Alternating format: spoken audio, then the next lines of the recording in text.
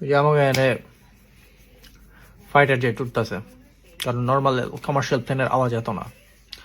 Trump চাচ্ছু তোমার যে কতটা বার ধরে করলাম যে এই খানকির পোলাটার কথা হইন না, এটা আস্তা লেভেলের মাদার চোদ এই নেতা নেহ হইন না। এখন ফাপরে পড়ে গেছো না, এমন এক জায়গায় না ভরছে তোমার, এখন তুমি না পারবা বাইরেতে, না পারতেছো তোমার ডেমোক্রেট গুলার জবাব দিতে।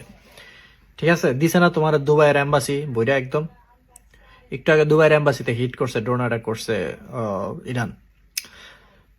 তারপর আবার ইরান 1956 সালের মিসাইল ইউজ করতেছে, মানে ওর আগে যে কটকটি সালে মিসাইল বানায় রাখছিল পুরান ডি দিয়া ওগর ওই যে শেষ করতেছে, ওই মিসাইল ইনসেপ্টর মানে ওই আয়রন ডোম আর কি, ইসরায়েলের প্লাস মিডল ইস্টেরও পুরান ডি মেরা 56 সালের মিসাইল মেরা ও আয়রন ডোম শেষ করতেছে।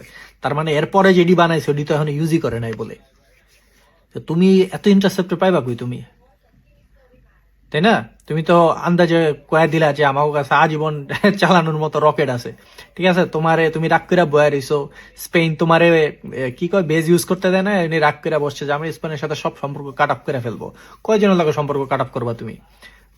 ইউকেও দিতেছে না তোমারে বেজ, খালি জার্মানি মনে হয় গেছে হেল্প করতে। দেখলাম যে জার্মানির যেই এটারে কি কয় বাল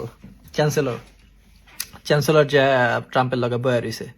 তো এটা একটা না, এটা লজ্জাজনক বিষয় না, এটা তো অপমান হইতেছে। তুমি কোনো মুরব্বী মানতেছে না এখন।